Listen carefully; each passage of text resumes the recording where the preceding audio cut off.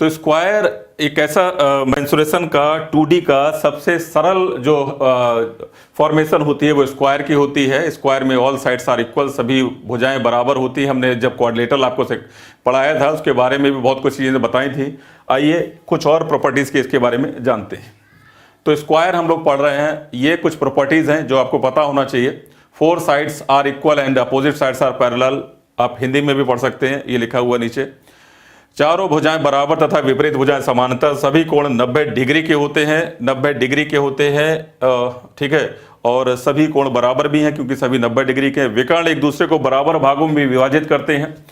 Diagonals are intersect each other in 2 equal parts.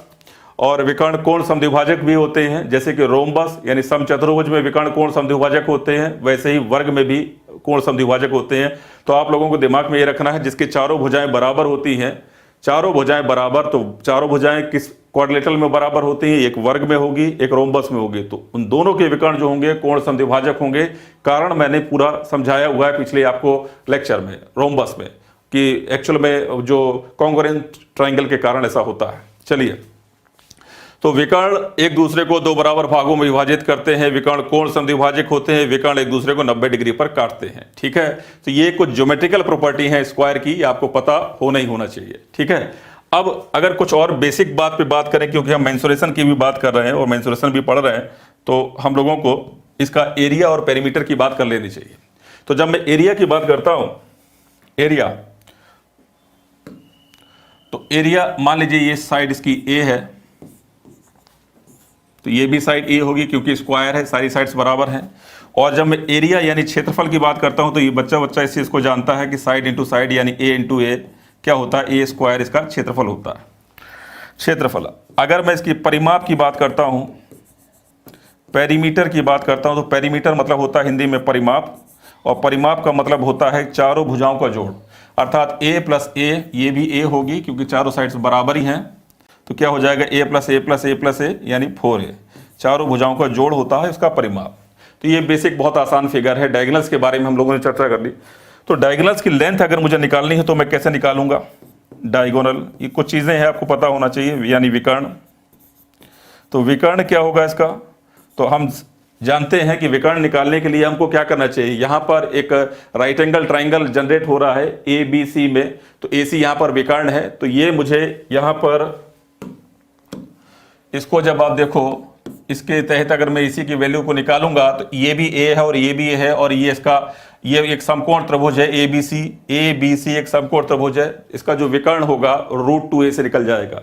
तो विकर्ण की जो वैल्यू आ जाएगी वो क्या आ जाएगी, √2a। कैसे आएगी, आप जब इसको कैलकुलेट करने जा रहे होगे तो आप करोगे √a² + a²। तो ये क्या आ जाएगा, √2a² आ जाएगा। तो 2 तो रूट्स के अंदर ही रह जाएगा और a जो है बाहर आ जाएगा, यानी √2a इसका विकर्ण की लंबाई हो गई, ठीक है। तो जिस प्रकार हम, अच्छा एक बात बताओ, जैसे भुजाएं आपको दी गई, ठीक है। अब जब भुजाएं आपको दी गई, 3 चीज आपको तो पता है, एरिया, पेरीमीटर और इसका विकर्ण, डायगोनल √2a होता है। अच्छा, जब आपको भुजाएं दी गई यानी साइड्स दी गई, तो आप एरिया निकालने के लिए साइड इंटू साइड कर लेते हो, तो आपका एरिया आ जाता है। अच्छा, अगर डायगोनल दिया जाए, एक डायगोनल दिया जाए और कहा जाए इसका एरिया क्या होगा, तो डेफिनेटली जब एक डायगोनल दिया जाए तो दूसरा डायगोनल की लेंथ भी उतनी होगी क्योंकि स्क्वायर है। तो एरिया इस प्रकार से भी निकल सकता है कि अगर एक विकर्ण √2a है, ठीक है, और दूसरा विकर्ण भी √2a है, तो हम रोम्बस यानी समचतुर्भुज का क्षेत्रफल कैसे निकालते थे, 1/2 विकर्णों का गुणनफल। तो आप इसका 1/2 करोगे तो आप देखोगे √2 गुणा √2 2 हो जाएगा, 2 से 2 कट जाएगा, फिर a² आ जाएगा। यानी विकर्णों की सहायता से भी आप इसका क्षेत्रफल निकाल सकते हो। तो जो 1/2 विकर्णों का गुणनफल का जो फार्मूला हम लोगों ने रोम्बस यानी समचतुर्भुज में जानते हैं एरिया निकालने का, वही स्क्वायर में भी काम करता है, क्योंकि वहां पे भी 4 साइड्स इक्वल के हिसाब से ही वो फार्मूला बनता है और यहाँ पे भी 4 साइड्स इक्वल होती हैं। आई होप ये बात समझ में आ रही होगी। आगे बढ़ते हैं, आगे की बात करते हैं। देखो, सीधे सवालों पे बात करें। बात यह है कि जब मैं स्क्वायर की बात करता हूं तो स्क्वायर में स्क्वायर के अंदर एक वृत्त भी बनेगा, स्क्वायर के अंदर एक ट्राइंगल भी बनेगा, स्क्वायर केवल सिंपल स्क्वायर में तो अब ये तो नहीं पूछा जाएगा कि वर्ग की भुजा जो है 10 सेंटीमीटर है, उसका आप क्षेत्रफल बताएं या उसका परिमाप बताएं या उसका विकर्ण बताएं। ये सब चीज़ें तो बिल्कुल बहुत छोटी बात हो गई, ठीक है। तो ये तो एग्जामिनेशन में अब नहीं पूछा जाता है। एग्जामिनेशन में जो क्वेश्चन पूछा जाता है थोड़ा थोड़ा सा इसमें ट्विस्ट करके पूछा जाता है। जैसे कि ये सवाल आपके सामने लिखा है, पहले सवाल से स्टार्ट करते हैं। Find the area of in circle which is inside a square of which is inside a square of area 2 metre square, यानी 2 वर्ग मीटर क्षेत्रफल वाले वर्ग में बने अंतःवृत्त का क्षेत्रफल क्या होगा। तो अगर मैं एक स्क्वायर की बात करता हूं, एक स्क्वायर की बात करता हूं और बोला गया इस स्क्वायर के अंदर एक वृत्त बन रहा है, एक स्क्वायर के अंदर एक वृत्त ये बन रहा है और वृत्त का एरिया आपको पता लगाना है क्या है। तो आप ये देखो कि अंदर वृत्त बने और बाहर वृत्त बने, इसका कंसेप्ट यहीं से सवाल में क्लियर करेंगे। मान लीजिए कि इसकी साइड कितनी बोली गई है, साइड की पता नहीं है, ठीक है। बोला गया कि 2 मीटर स्क्वायर क्षेत्रफल वाला एक वर्ग है।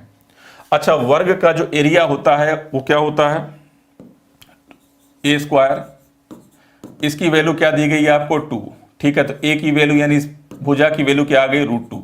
तो मैं ए जब लिख रहा हूं तो यानी भुजा की साइड मतलब स्क्वायर की साइड की बात कर रहा हूं, ठीक है ना।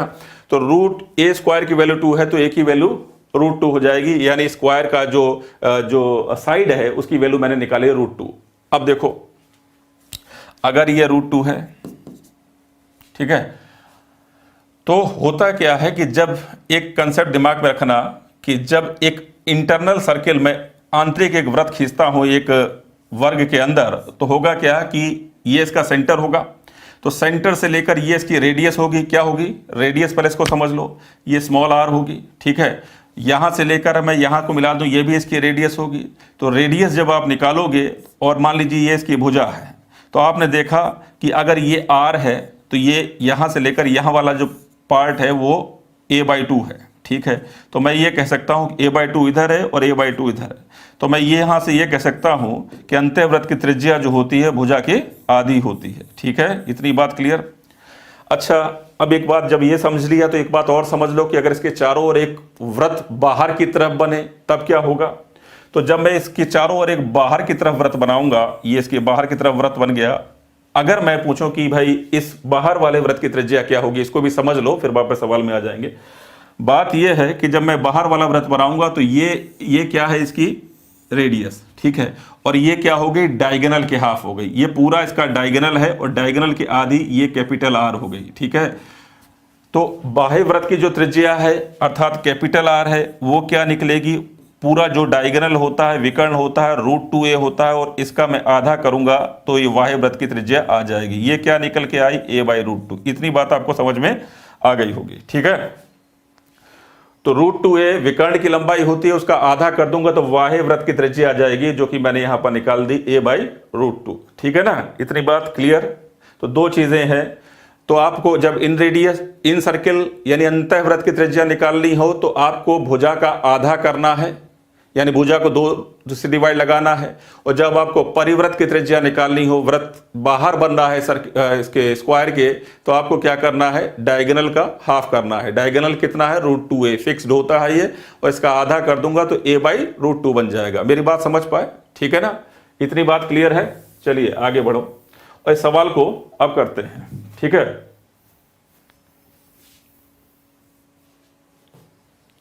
ठीक है, तो ध्यान से यहां पर देखो कैसे करेंगे सवाल को। तो बोला गया कि अंतःवृत्त का क्षेत्रफल, पूरी बात मैंने आपको समझा दी तो आपको दिमाग में पूरी पिक्चर अगर है तो इस सवाल को कैसे करोगे। अंतःवृत्त का क्षेत्रफल निकालना है। बोला गया वर्ग की भुजा कितनी आ जाएगी, पूरा क्षेत्रफल दिया गया है 2, तो भुजा क्या आ जाएगी, √2। इतनी बात समझ में आई। ए स्क्वायर की वैल्यू दोबारा से लिख देता हूं, 2 है तो ए की वैल्यू यानी √2 हो गई। अब मुझसे पूछा गया कि इसके अंदर बनने वाले वृत्त का क्षेत्रफल क्या हो गया। तो अंदर बनने वाले वृत्त की त्रिज्या हम जानते हैं, भुजा का आधा कर देंगे, √2/2 कर देंगे। ये कैंसिल करूंगा तो क्या आ जाएगा, 1/√2। ये क्या हो गया, इसका रेडियस, ठीक है। ये त्रिज्या हो गई, त्रिज्या आ गई तो मैं इसका एरिया निकाल पाऊंगा क्या, एरिया निकालने के लिए वृत्त पाई आर स्क्वायर होता है, ठीक है। पाई आर की वैल्यू क्या है 1/√2, और इसका मैं स्क्वायर करूंगा तो मैं अपना एरिया पर पहुंच जाऊंगा। √2 का स्क्वायर करूंगा तो 2 आ जाएगा, सो पाई/2 मेरा आंसर हो जाएगा। मेरी बात समझ पाए? पाई/2 इसका आंसर हो जाएगा, ठीक है।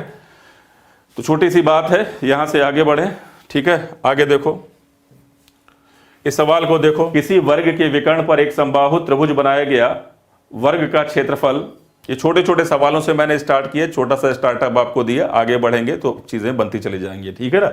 आप देखो ये वर्ग जो है आगे कैसे कैसे सवाल बना के लेके आएगा, तो आपको पूरी बात को यहाँ पर समझना है, ठीक है।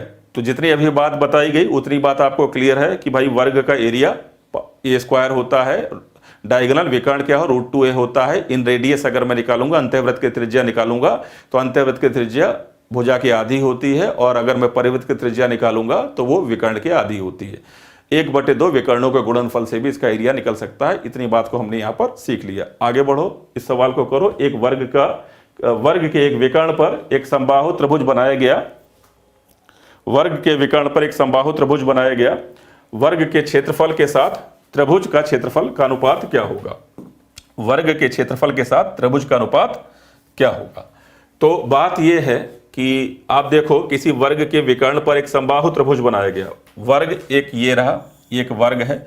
अब इसका एक विकर्ण खींचूंगा मैं, ये इसका विकर्ण है, इस पे बना दो एक समबाहु त्रिभुज, ये एक समबाहु त्रिभुज बन गया, ठीक है। अब आपसे बोला गया कि इन दोनों के क्षेत्रफल में क्या रेशियो है, तो देखो अगर ये ए है, इसकी साइड ए है और ये साइड ए है, ठीक है, ठीक है। ये √2a है, √2a, तो ये भी √2a होगी, क्योंकि समबाहु त्रिभुज है तो सारी साइड्स बराबर होती हैं। इसी प्रकार इसको बनाना है। तो आपको पूछा गया इन दोनों के यानी स्क्वायर का एरिया, और आपको जो पूछा गया कि समबाहु त्रिभुज के क्षेत्रफल में यानी इक्विलेटरल ट्राइंगल के एरिया में क्या रेशियो होगा, तो स्क्वायर का एरिया क्या हो जाएगा a × a स्क्वायर, और इक्विलेटरल ट्राइंगल का एरिया क्या हो जाएगा √3/4 a स्क्वायर, और a की जगह पर मुझे दिया गया है √2a। समबाहु त्रिभुज का क्षेत्रफल का ये फार्मूला होता है। इसको जब आप सिंप्लीफाई करेंगे तो यहाँ से आपको a स्क्वायर दिखेगा और यहाँ से दिखेगा 3/4, और इसका मल्टीप्लाई करो 2a स्क्वायर, ठीक है। तो आप देखोगे a स्क्वायर से a स्क्वायर कैंसिल हो जाएगा, 2 से 4 कट जाएगा 2 बार, और 2 इधर चला जाएगा, और यहाँ पर √3 रह जाएगा।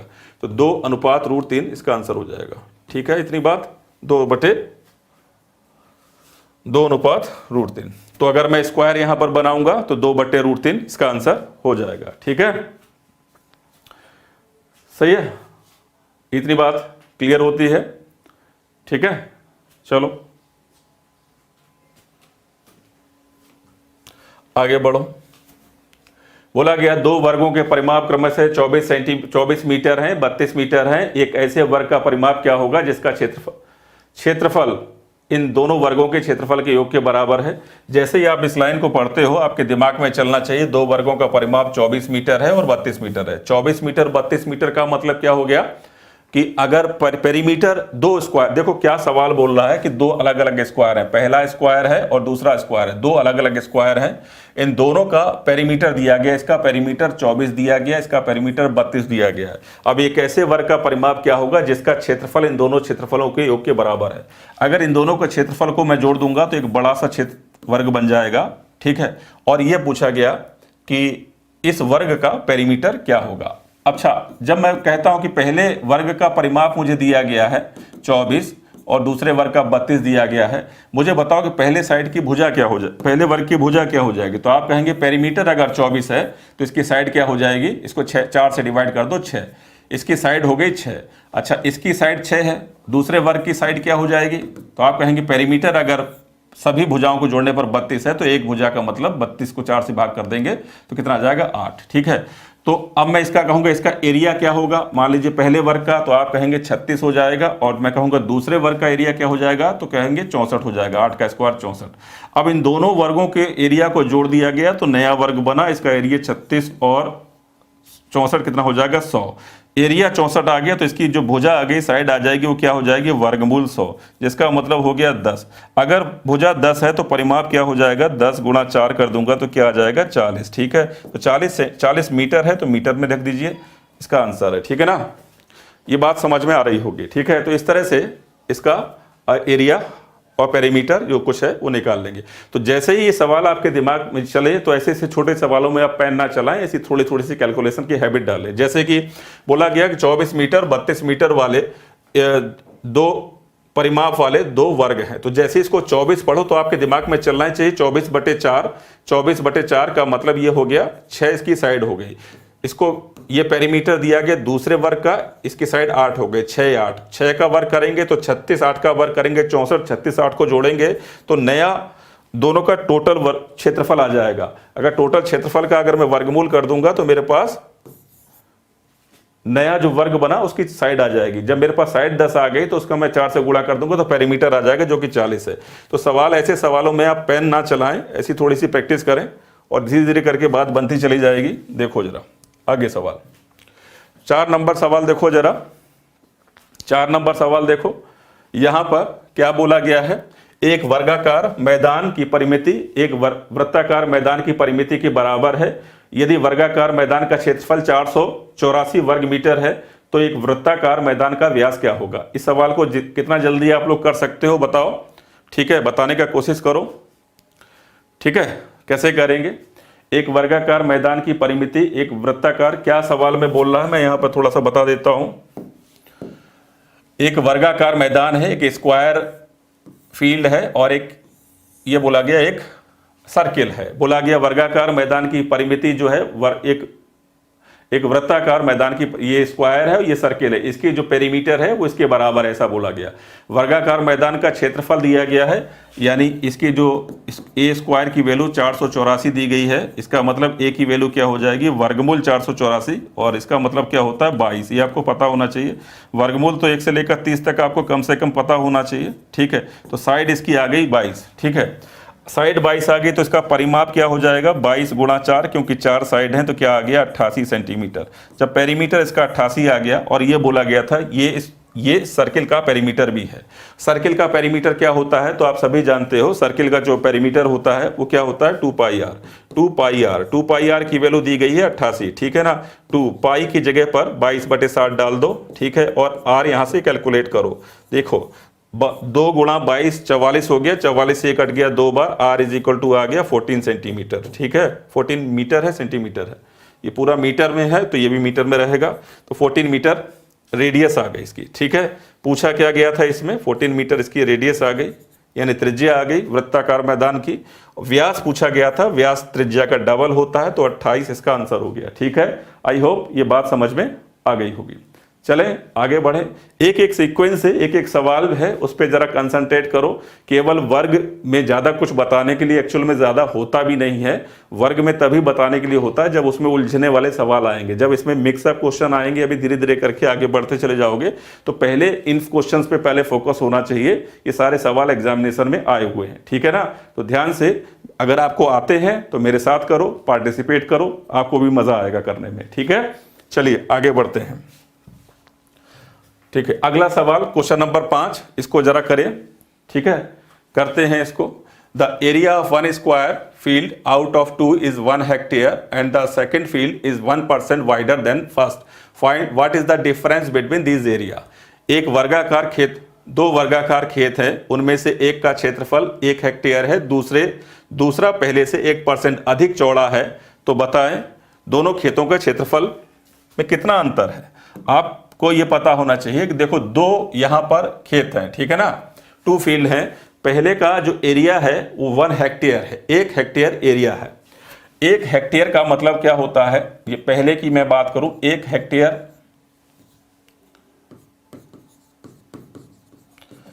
1 हेक्टेयर बराबर होता है 10,000 मीटर स्क्वायर, ठीक है ना। तो इसका मतलब जो पहला स्क्वायर फील्ड है उसकी साइड क्या हो जाएगी 100 गुणा 100, ठीक है। 10,000 वर्ग मीटर का मतलब तो है कि मैं क्या लिख सकता हूं उसको 100 गुणा 100। 100 क्या है, क्योंकि स्क्वायर फील्ड है तो साइड दोनों की बराबर बराबर होगी तो 100 गुणा 100 करने पर ही 10,000 आएगा। 1 हेक्टेयर टोटल एरिया है, ठीक है। अब बात यह की गई है कि दूसरा वाला जो है वो पहले के 1% ज्यादा है। 1% ज्यादा का मतलब कितना हो गया, इसका अगर 1% बढ़ा दूं इसको,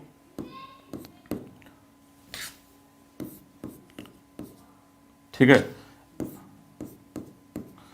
तो कितना आ जाएगा ये 101 हो जाएगा, ठीक है। और यहां पर इसका 1% बढ़ा दूं, क्योंकि बोला गया कि अधिक चौड़ा है तो चौड़ा मतलब तो वो दोनों भुजाएं बराबर होती हैं, तो दोनों भुजा से 1% ज्यादा होगा, तो आप कहेंगे 101 हो जाएगा। इसको जब मल्टीप्लाई करोगे तो 10,201 हो जाएगा, ठीक है।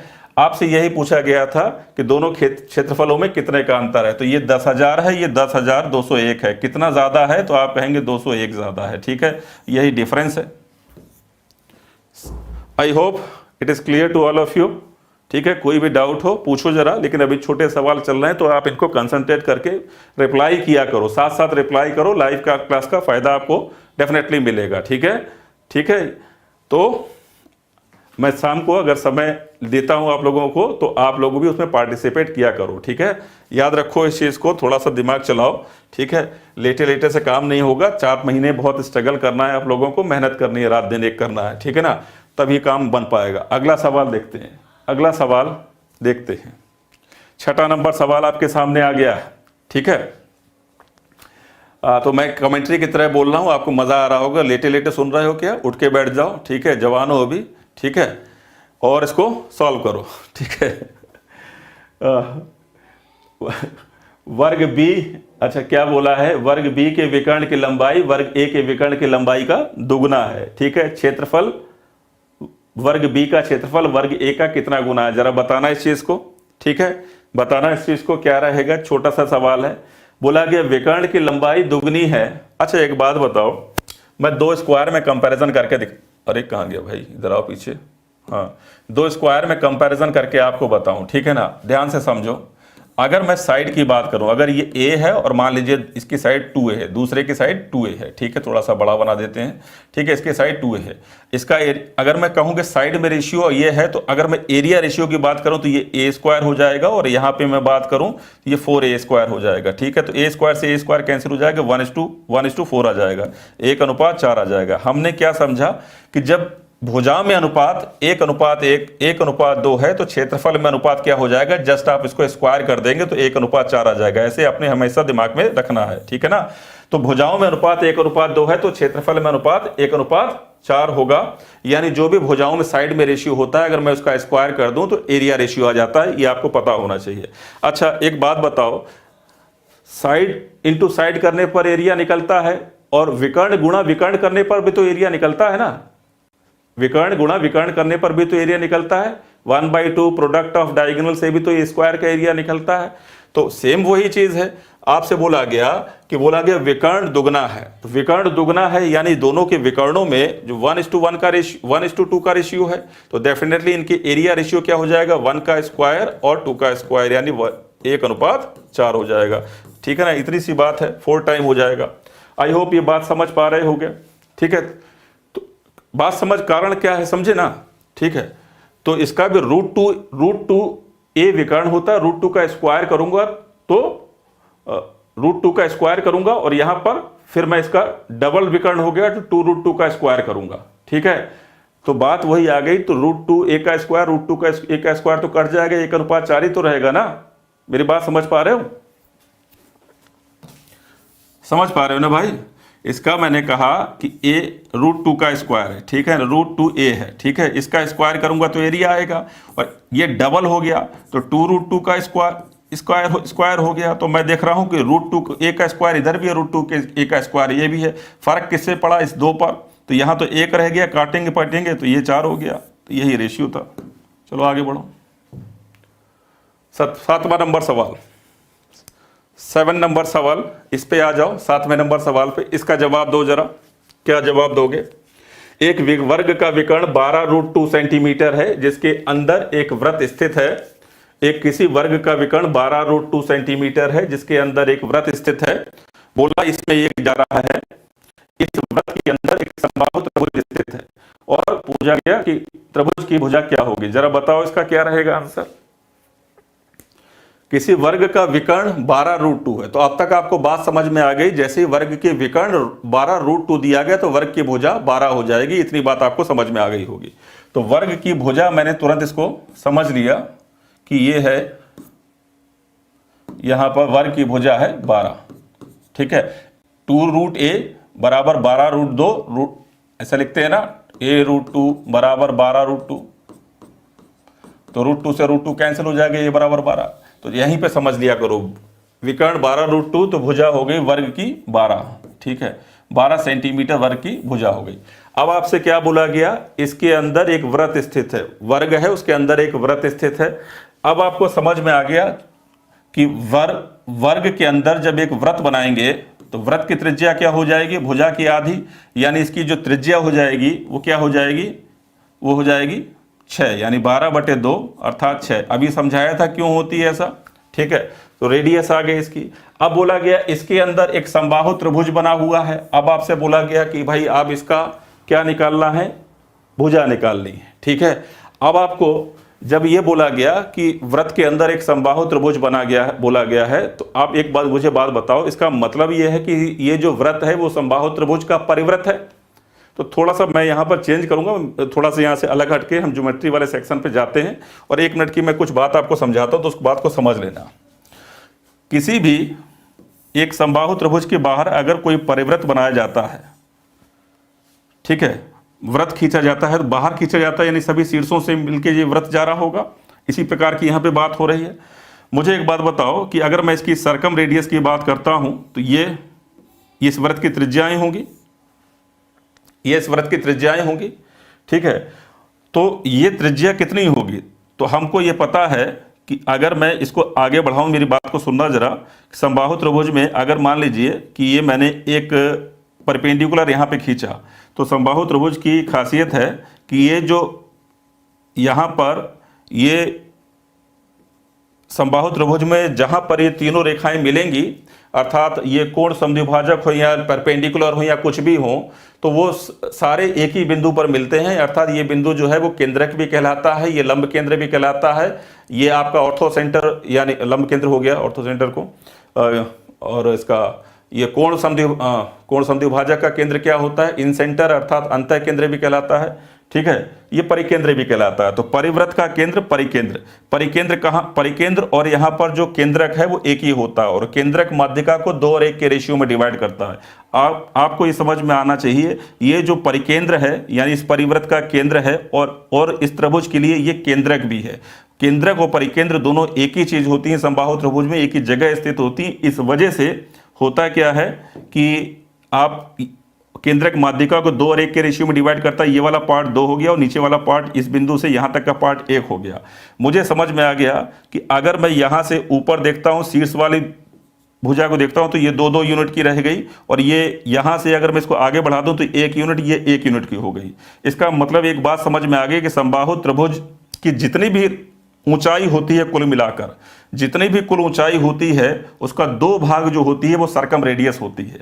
यानी जितनी भी ऊंचाई होती है, वो समबाहु त्रिभुज की जो ऊंचाई होती है वो क्या होती है, √3/2a होती है, ठीक है। अब मैं इसका अगर 2/3 भाग कर दूं, तो मैं देखता हूं इसका मैं 2/3 भाग करूंगा तो मैं देखूंगा 2 से 2 कट जाएगा, ये √3 से √3 3 कट जाएगा, क्या आ जाएगा a/√3। इसका मतलब मैंने यहां पर ये समझा जो सर्कम रेडियस है वो a/√3 है, ठीक है ना, a/√3 है। आई होप ये बात आपको समझ में आ रही होगी, बहुत आसान चीज है, ठीक है ना। तो अगर मैं इसके अंदर, अब ये यहां समझ लिए तो इसको भी समझ लो, इसके अंदर एक वृत्त खींचता हूं, इसके अंदर एक वृत्त खींचता हूं, तो यहां से यहां तक की दूरी ये 1 है पूरी हाइट की। तो पूरी हाइट कितनी है, √3/2a है, ठीक है। अगर इसका मैं 1/3 करता हूं तो मेरे पास इन रेडियस आ जाएगी, यानी r की वैल्यू आ जाएगी। r निकालने के लिए मैं देखूंगा ये कैंसिल हो जाएगा, √3 बार, तो ये आ जाएगा a/2√3। इस चीज को हमेशा याद रखिएगा। और आप बात समझे, मैंने जो चीज समझाई कि एक समबाहु त्रिभुज में जो अंतः त्रिज्या होती है, और परित्रिज्या में अगर मैं आपसे पूछूं क्या अनुपात होता है, तो इसके लिए पूरा सॉल्व करने की जरूरत नहीं है। यहां पर 1 है, ये अंतः त्रिज्या है, 2 है परित्रिज्या, 1-2 का अनुपात होता है। अगर मैं कहूं कि एक समबाहु त्रिभुज में अंतःवृत्त और परिवृत्त के क्षेत्रफल में क्या अनुपात होता है, तो जो त्रिज्या में अनुपात 1:2 है, तो क्षेत्रफल में अनुपात 1:4 हो जाएगा, क्योंकि वर्ग हो जाएगा। आई होप बात समझ में आ रही होगी। चलो आगे बढ़ो। चलो ये सब बातें समझाने के लिए थी, अब आ जाओ वापस। तो हमने कहा था कि एक वर्ग का जो विकर्ण है 12√2 है, तो इसकी जो भुजा हो जाएगी वो क्या हो जाएगी, 12 सेंटीमीटर, सही है। अब आपसे बोला गया इसके अंदर एक वृत्त बना है, वृत्त का जो त्रिज्या हो जाएगी वो 6 सेंटीमीटर। ये सारी कहानी हम समझ चुके हैं, इसलिए अब तेजी से काम करेंगे। समबाहु त्रिभुज का कि मुझे क्या ज्ञात करनी है, भुजा ज्ञात करनी है। मैं जानता हूं कि जो सर्कम रेडियस बनेगी, ठीक है, वो क्या हो जाएगी, a/√3 हो जाएगी, ठीक है, a/√3। और सर्कम रेडियस है कितनी, तो वो 6 है, तो a की वैल्यू क्या आ जाएगी, 6√3। कहानी केवल इतनी थी, लेकिन जो चीज़ मुझे समझानी थी तो वो मुझे पूरा डिटेल में आपको समझाया कि क्या आपको कोई भी बच्चे का कंसेप्ट मिस ना हो जाए, इस वजह से मैंने पूरी डिटेल में बात समझाई। आप चाहो तो मैं दोबारा बोर्ड पर और चीज़ों को समझा सकता हूँ, कोई डाउट हो तो मुझे बताइए, ठीक है। सभी को गुड मॉर्निंग, सभी को हाय हेलो, और सभी लोग सफल हों एग्जामिनेशन में, ठीक है, ज़रूर, ठीक है ना भाई, ठीक है ना, इतनी बात। चलो आगे बढ़ें और आगे के सवाल को करो। तो कहने का मतलब, जो आप सवाल की कहानी समझ लेते हो तो उसमें पेन चलाने की आवश्यकता को भी आप कम करना चाहिए आपको, और वही करना ही चाहिए, वो होगा भी कम, ठीक है ना, धीरे धीरे करके होगा भाई, एकदम से तो चीज़ें नहीं बदलेंगी। इस सवाल को करो, बहुत जल्दी से इसका आंसर बताओ। एक कमरा 1/4 मीटर लंबा, 7 मीटर चौड़ा है। इस कमरे के फर्श पर वर्गाकार टाइलें लगानी है। यदि इन टाइलों की पूर्ण संख्या हो तो प्रत्येक टाइल की अधिकतम लंबाई क्या होगी। आंसर बोलो इसका, अगर आप मुझे सुन पा रहे हो, देख पा रहे हो, ठीक है, आंसर बोलो। अगर आप दे पा रहे हो इसका आंसर तो आंसर दो भाई, ऐसे नहीं देखना। एक वर्गाकार एक कमरा 1/4 मीटर लंबा है, ठीक है, और 7 मीटर चौड़ा है, ठीक है। आपसे बोला गया वर्गाकार टाइलें इस पे लगानी है, ठीक है। अच्छा एक चीज बताओ कि वर्गाकार टाइलें क्या करेंगी, उस कमरे के फर्श को पूरी तरह से ढक लेंगी, ठीक है। इतने मीटर लंबा, इतने मीटर चौड़ा का मतलब एक आयताकार कमरा है, और इसमें आप वर्गाकार टाइलें लगाना चाहते हैं। और वर्गाकार टाइलें तो होती हैं इसकी लंबाई और चौड़ाई सब बराबर होती है। तो मुझे इसकी एक वर्गाकार टाइल, जब इस टाइल को अगर आप देखो जो मैंने लगाने जा रहा हूं, मान लीजिए ये मैंने एक टाइल उठाई और इसको मैं इसमें फिट करने जा रहा हूं, और ऐसे मुझे इसको सभी टाइल लगा के इसको पूरी तरह से भर देना, पूरी तरह से ढक देना। तो मुझे ये देखना होगा इस वर्गाकार टाइल की ये वाली जो लेंथ है वो इस पूरी को लेंथ को कवर करे, सही है। और वर्गाकार टाइल की ये वाली जो लेंथ है इस पूरी लेंथ को कवर करे, पूरी तरह से कवर करे, तभी तो पूरी तरह से ढक पाएगा। ये मेरी बात समझे, पूरी तरह से ढक पाएगा, मेरी बात समझ पा रहे हो। ये वाली लेंथ वर्गाकार टाइल की कवर करे, इसको पूरी तरह से ढकना है। और ऐसे वर्गाकार टाइल मैं यहां पर रखता जाऊंगा तो ये वाली पूरी लेंथ कवर होनी चाहिए, बचना नहीं चाहिए कुछ, ठीक है। इसका मतलब मैंने यहां पर यह देखा कि यहां पर इस जो फर्श है जिसपे मुझे टाइल लगानी है, इसमें ये वाला जो पार्ट है, ठीक है, और ये वाला पार्ट इसकी लंबाई, और ये इसकी लंबाई है, और ये इसकी लंबाई है, ये इसकी चौड़ाई है। यानी लंबाई, ये वाला जो सेक्शन है वो चौड़ाई को ढके और ये वाला सेक्शन लंबाई को पूर्णतः ढके। यानी ये वाला जो सेक्शन है वो इस चौड़ाई में को भी पूर्णतः विभाजित कर देना चाहिए, और ये वाला जो सेक्शन है इस लंबाई को भी पूर्णतः विभाजित कर देना चाहिए, तभी तो ढक पाएगा पूरी तरह से। इसका मतलब ये है कि ये वाले इस वर्गाकार टाइल की जो एक भुजा की लंबाई है वो लंबाई और चौड़ाई दोनों में ही कॉमन फैक्टर होना चाहिए। इस वजह से ये बोला जाता है कि अब आपको क्या करना है, इन दोनों का HCF निकाल लेना है, ठीक है, हाईएस्ट कॉमन फैक्टर निकालना है, ठीक है। तो वो आप निकालिए, क्योंकि आपको एक ऐसा नंबर फाइंड आउट यहां पे करना है जो 7 को भी पूर्णतः विभाजित कर दे और 12 को भी पूर्णतः विभाजित कर दे, 7 को भी पूर्णतः विभाजित कर दे और 12 को भी डिवाइड कर दे, पूर्णतः विभाजित कर दे। तो निश्चित तौर पर वो एक ऐसा नंबर इन्हीं दोनों नंबर में छुपा हुआ है, उसको निकाल लीजिए, वही होता है हाईएस्ट कॉमन फैक्टर। इस वजह से इस सवाल के अंदर हाईएस्ट कॉमन फैक्टर अर्थात HCF निकाला जाता है।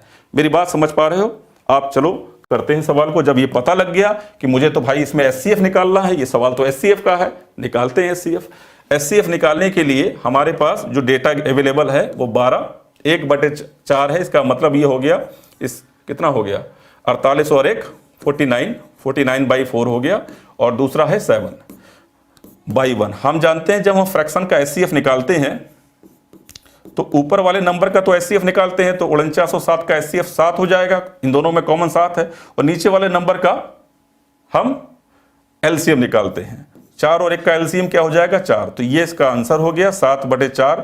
ये किस में है आपका, मीटर में है तो मीटर में आ गया।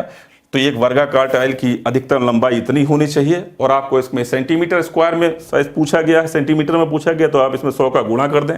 इसमें जब 100 से गुणा कर देंगे तो ये सेंटीमीटर में आ गया, ये काटिए 25 बार, गुणा कर देंगे, आपका आंसर आ गया 175। ठीक है ना, सही है ना। चलिए, कोई सवाल, कोई डाउट? नमस्ते गुरुजी, नमस्कार नमस्कार। आयुष, रवि, मुस्कान, मोहम्मद अहमद, सभी को नमस्कार। ठीक है, चलो भाई, सबसे हाय हेलो। ठीक है, आगे बढ़ें।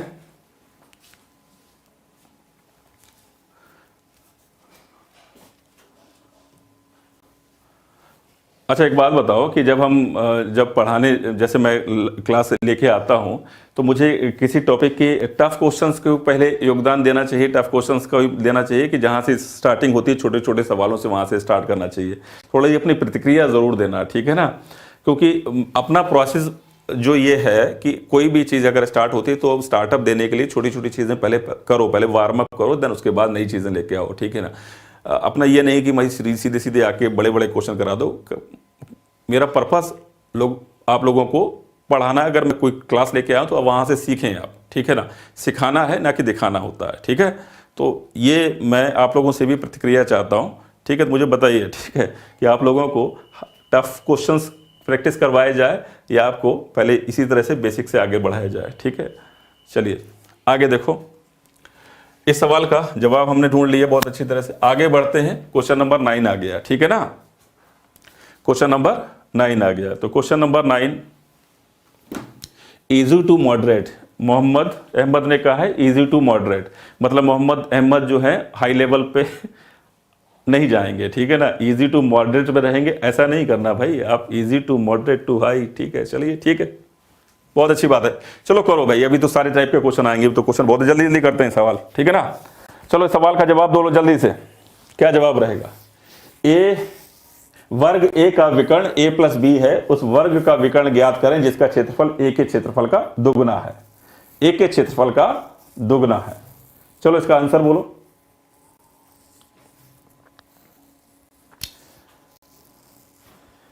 क्या आंसर रहेगा? ये तो आंसर देखते ही पता लग गया। ठीक है, चलो ये समझ में आया ये मैंने क्या किया यहां पर। The diagonal of a square is a plus B, एक वर्ग का विकर्ण दिया गया है। अब आपसे बोला गया the diagonal of a square whose area is twice the area of a. एक बात मुझे बताओ, दो स्क्वायर का कंपैरिजन है, ध्यान से समझना। इसमें कुछ करना नहीं है, सीधे आंसर पे टिक लगाना है। ठीक है, मेरी बात को समझ जाओ तो आपको कुछ नहीं करना पड़ेगा। देखो, और ऐसे दिमाग में चलाया करो सारी चीजों को। दो स्क्वायर का कंपैरिजन है, एक और मान लीजिए ये दूसरा स्क्वायर है। ठीक है, ये बड़ा स्क्वायर है, ये छोटा स्क्वायर है। ठीक है, इसका अगर मैं कहूं कि ये जितनी भी है, ये ए है प्लस बी है इसका विकर्ण, या X plus Y plus Z है, या आपके पास एम प्लस एन अपॉन 2 है, जो भी विकर्ण है, जो भी वैल्यू है, इस टाइप से वैल्यू दे दी गई। उससे मेरा क्या मतलब है? मैं तो ये जान रहा हूं कि इसने विकर्ण को क्या किया है, मतलब क्षेत्रफल को दुगुना किया है, तो विकर्ण में संबंध पूछ रहा है। अब हम ये जानते हैं कि जब विकर्ण में संबंध, मान लीजिए ये 1 है और इसका विकर्ण 2 है, जब हम जिस चीज को जानते हैं जब विकर्ण में संबंध 1:2 है, तो क्षेत्रफल में अनुपात 1:4 होगा। क्या हम वर्ग कर देते हैं सीधे सीधे, ये हम जानते हैं। और अगर क्षेत्रफल ये विकर्ण का रेशियो है तो एरिया रेशियो 1:4 होगा, ये हम जानते हैं।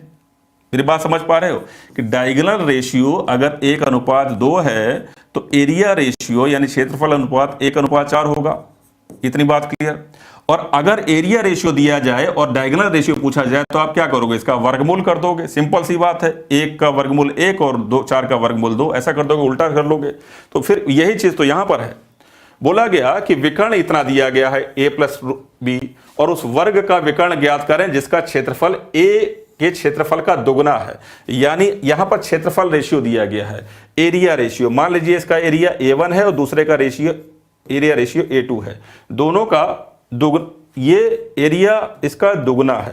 ठीक है। अगर मैं आपसे पूछूं कि भाई एरिया रेशियो ये दिया गया है तो डायगोनल यानी विकर्ण अनुपात क्या होगा, तो आप कहेंगे भाई डायगोनल रेशियो क्या हो जाएगा, 1 का वर्गमूल 1 हो जाएगा और 2 का वर्गमूल √2 हो जाएगा, क्योंकि वर्गमूल करेंगे इसका। सिंपल सी बात है, विकर्ण अनुपात आ गया। जब ये चीज आ गई तो विकर्ण आपके पास a + b दिया गया है, उस वर्ग का विकर्ण ज्ञात करके जिसका क्षेत्रफल a के क्षेत्रफल का दोगुना है, तो आप क्या करोगे भाई, इसमें 1:2। अभी मैंने समझाया कि विकर्ण का अनुपात 1:2 आएगा, तो पहले का a + b है, जो भी विकर्ण है ये 1 भाग है, तो √2 का वैल्यू क्या होगी, ये इसका आंसर हो जाएगा। ठीक है, तो इसमें आपको पेन नहीं चलाना है, आप इसी तरह से काम कर लोगे। ठीक है, मैथ्स मेरा बहुत वीक है। देखो, मैथ्स वीक होने के बहुत सारे कारण है। मैथ्स के पीछे अगर आपका वीक है तो उसके पीछे आपकी, कहते हैं ना कि जो पिछला जो काम है वो कभी ना कभी तो फल देता है। अगर आपने पहले मैथ्स को अटेंशन नहीं दी है तो अब आपको वीक लगता है। ठीक है, और ऐसा नहीं है कि कॉम्पिटिटिव एग्जामिनेशन की तैयारी करने वाले ज़्यादातर बच्चों का गणित जो है कमज़ोर होता है। इवन कॉम्पिटिटिव एग्जामिनेशन की तैयारी करने के लिए उनको मेहनत करनी पड़ती है, जिनका तेज भी होता है। ठीक है ना, तो आप सभी बराबर हो, सभी के पास एक ही तरह का दिमाग है। ठीक है, किसी ने पहले काम किया तो उसको यहाँ कम काम करना पड़ा, आपने पहले ज़्यादा काम मतलब पहले कम काम किया तो आपको थोड़ा सी मेहनत ज़्यादा करनी पड़ेगी। ठीक है, अगर आप प्लस माइनस गुणा भाग ये सब चीज़ें जानते हो, बेसिक कैलकुलेशन ज़्यादा नहीं, तो ये एक समझ का विषय है। इसको आप समझ बना के पढ़ेंगे तो आपको आसान लगेगा। अगर आप ट्रिक के चक्कर में भागते चले जाएंगे कि भाई कोई ट्रिक, इसके क्वेश्चन की ये ट्रिक, इस क्वेश्चन की ये ट्रिक, इस तरह क्वेश्चन की ये ट्रिक, और इस तरह से आप कलेक्शन कर रहे हैं क्वेश्चन का, तो एक बात आपको कड़वी लग सकती है, लेकिन आपका एग्जामिनेशन नहीं निकलेगा इससे। आपका एग्जामिनेशन तभी निकलेगा जब आप बारीकी से चीज़ों को पहले समझ विकसित करेंगे। ठीक है ना, तो एक समझ का विषय है गणित भी। आपका गणित कमजोर है, निश्चित तौर पर आपकी हिस्ट्री अच्छी होगी, या आपकी ज्योग्राफी अच्छी होगी, या आपकी इकोनॉमिक अच्छी होगी, या आपका साइंस, कुछ भी दूसरा टॉपिक अच्छा है, लेकिन आपका गणित कमजोर है, इसका मतलब उस टॉपिक पे आपको इंटरेस्ट है, आपको गणित में इंटरेस्ट नहीं है। तो सबसे पहले इंटरेस्ट क्यों नहीं है? इंटरेस्ट इसलिए नहीं है कि वो हमको बोझिल हमेशा लगा है, हमने उसकी बारीकियों को समझा नहीं है। ठीक है, इधर उधर से चीज़ों को पढ़ते हुए करा है, तो हम उसमें इंटरेस्ट क्रिएट नहीं हुआ। हमारा इंटरेस्ट बच्चे का तभी क्रिएट होता है, या किसी भी व्यक्ति का किसी भी काम में इंटरेस्ट तब क्रिएट होता है कि मान लीजिए उसने उसके लिए प्रयास किया, उसको थोड़ी सी सफलता मिली, बहुत सफलता नहीं लेकिन थोड़ी सी सफलता मिली, तो निश्चित तौर पर वो आगे भी प्रयास करेगा। और पहले स्टेप में अगर लुढ़क गए, जैसे कोई पेपर आपको दिया गया, किसी ने कोई सवाल पूछ लिया, आप नहीं आया, तो वहीं से होपलेस हो जाते हो। तो ये होपलेस वाली कहानी, इसको जीवन में नहीं चलाना है। लगातार सतत प्रयास करते रहना है और ये सोचना है कि भाई बाकी लोग कर सकते हैं तो मैं क्यों नहीं कर सकता। ठीक है, ये अपने अंदर हमेशा एक जज्बा बना के रखना है। जीवन इसी का नाम है। ठीक है ना, बाकी लोग करेंगे, आप क्यों नहीं कर सकते यार? ऐसा क्या है, बाकी लोग ऐसा क्या खाते हैं जो वो कर लेंगे? ठीक है, चलो ठीक है, आगे बढ़ते हैं। ये बात समझ में आ गई। सवाल में आप पेन नहीं चलाओगे, सीधे इसका जो दिया गया है उसमें √2 का मल्टीप्लाई कर दोगे। अब ये मैं कहता हूं कि विकर्ण मुझे x + y + z दिया गया है एक विकर्ण का, और ये पूरी कहानी दे दी गई है, तो मैं जानता हूं कि दूसरे वर्ग का विकर्ण, ठीक है ना, ये केवल कंफ्यूज करने के लिए दिया जाता है, कुछ नहीं है। आगे देखो, इस सवाल को करो और जल्दी करो। ठीक है ना, इस सवाल को करो और जल्दी करो। 5, अब देखो थोड़ा सा तेजी से काम करना है। देखो, आपको ये पता लग गया कि पेरीमीटर क्या होता है, आपको पता लग गया पेरीमीटर क्या होता है, चारों भुजाओं को जोड़ने पर परिमाप बनता है। बोला गया 5 वर्ग का परिमाप 24 सेंटीमीटर, 32, 40, 76, 80। अब देखो, जो बच्चे कमजोर अपने आप को बोलते हैं और जो तेज हैं उनमें कितना डिफरेंस होता है। क्या वो डिफरेंस आप लोग जो कमजोर अपने आप को बोलते हैं वो तय नहीं कर सकते हैं? कर सकते हैं। क्या फर्क होगा, मैं अभी आपको यही समझा देता हूं एक ही इसी एग्जांपल से। परिमाप 24 मीटर, 24 सेंटीमीटर, 32, 40, 76, 80। ठीक है ना, तो यहां पर पहले वर्ग का जो पेरीमीटर है वो 24 है, तो आपको समझ में आ गई कि पहले की जो भुजा है, साइड है, यानी पहले वर्ग की जो भुजा है, साइड, पहले वर्ग की भुजा जो है वो कितनी हो जाएगी? 24/4 कर दूंगा तो 6 हो जाएगी। दूसरे की क्या हो जाएगी? 32/4 करूंगा 8 हो जाएगी। तीसरे की क्या हो जाएगी? 40/4 करूंगा 10 हो जाएगी। और चौथे की क्या हो जाएगी? 76/4 करूंगा 19 हो जाएगी, और पांचवे की क्या हो जाएगी, पांचवे की जो भुजा हो जाएगी 80 क्योंकि परिमाप दिए गए इसलिए 4 से भाग करके भुजा निकाल रहा हूं। तो पांचवे की जो साइड हो जाएगी वो क्या हो जाएगी, आप इसमें डिवाइड लगाओगे 4 से तो ये 20 हो जाएगी। ठीक है, अब आपको बोला गया कि उस वर्ग का परिमाप ज्ञात करें जिसका क्षेत्रफल उपयुक्त सभी के क्षेत्रफल के बराबर हो। यानी इन सभी का अगर मैं कहूं एरिया क्या होगा, तो आप एरिया A1 A2 A3, अगर मैं एरिया रेशियो कह दूं ना, सीधे एरिया लिख देता हूं इनका, तो इनका एरिया क्या हो जाएगा, इसका 36 हो जाएगा। जिस वर्ग की भुजा 8 है उसका क्षेत्रफल 64 होगा, जिस वर्ग की भुजा 10 है उसका क्षेत्रफल 100 होगा, जिस वर्ग की भुजा 19 है उसका क्षेत्रफल 361 होगा, जिस वर्ग की भुजा 20 है उसका क्षेत्रफल 400 होगा। आई होप बात समझ में आ गई। इन सभी क्षेत्रफल को अगर मैं जोड़ दूं तो उस नए वर्ग का क्षेत्रफल आ जाएगा जो इसमें पूछा गया है। इन सभी को जोड़ने पर क्या होगा, 400 300 800 100 हो गया। ठीक है, 800 ये हो गया, 61 64 36 ये आ जाएगा 961। ठीक है ना, सही है। अब आपसे बोला गया उस वर्ग का परिमाप क्या होगा। भाई इसका परिमाप निकालना है, एरिया आ चुका है। ठीक है ना, हाँ, तो इसका एरिया आ चुका है, तो इसका मैं क्षेत्रफल जब इसका वर्गमूल कर दूंगा तो मेरे पास कितना आ जाएगा, 31 आ जाएगा। ठीक है, 31 आ जाएगा, 31 आ गया। अब मुझे इसका परिमाप निकालना है, तो 31 गुणा 4 कर दूंगा तो क्या आ जाएगा, 124 आ जाएगा। आई होप बात समझ में आ रही होगी। ठीक है ना, हाँ जी, बात समझ में आ रही है, बात समझ में आ रही है। ठीक है ना, ठीक है,